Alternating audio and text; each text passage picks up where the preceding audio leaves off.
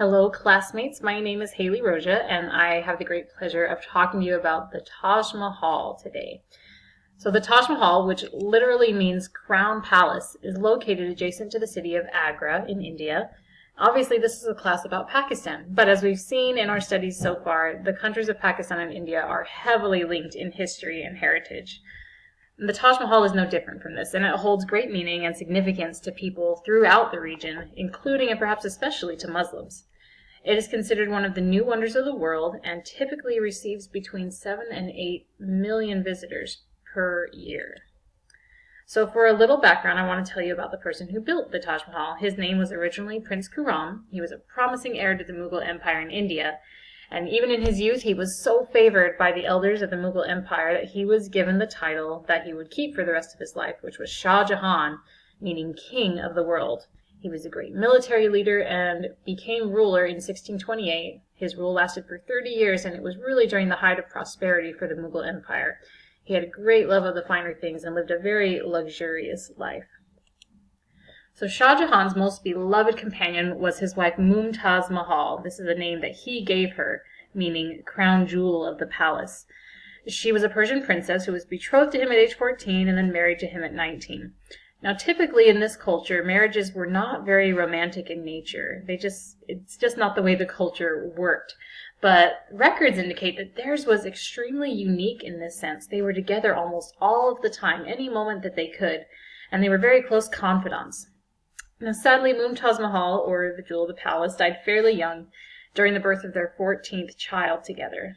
And legends say that her final request before passing away was for her husband to build her a beautiful monument to their love. Now, whether or not this actually happened, we don't really know. But that is exactly what Shah Jahan decided to go and do.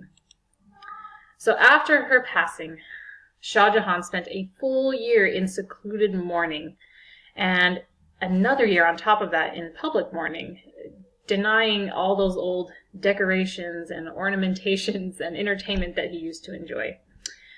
And as he was coming out of mourning, Shah Jahan commissioned the building of the Taj Mahal as the final burial place for his beloved wife. And you see here, this is a rendering of the inner tomb where Mumtaz Mahal would be buried. So construction on the Taj Mahal began in 1632 and lasted more than 20 years in total, and that includes the Taj Mahal itself and the surrounding structures and gardens that were all part of the original plans for the complex.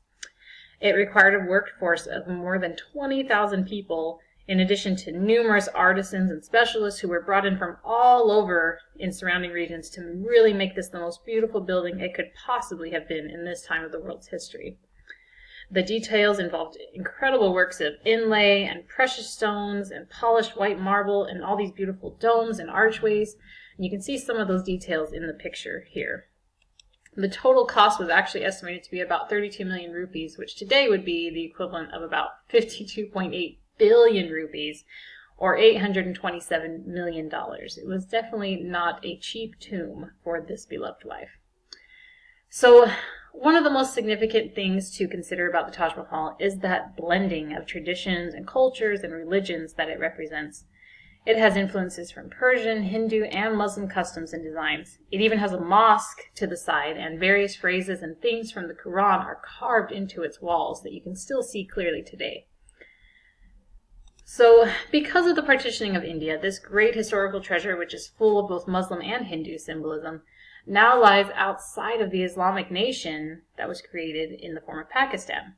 I think it stands as another reminder of the world that once existed, or at least sometimes existed in this region, where cultures could often mix and mingle and influence each other, but where now there really is so much division and conflict. So while it is a symbol of romantic love, to be sure, I think it can also be considered a symbol of the love that can create tolerance and unity among differing cultures, as it still stands majestically over these ancient lands. So I thank you for your time. Here's a list of the sources if you want to check anything out. There are some really wonderful pictures and things if you want to dig deeper into it, and I hope you enjoy it. Thanks.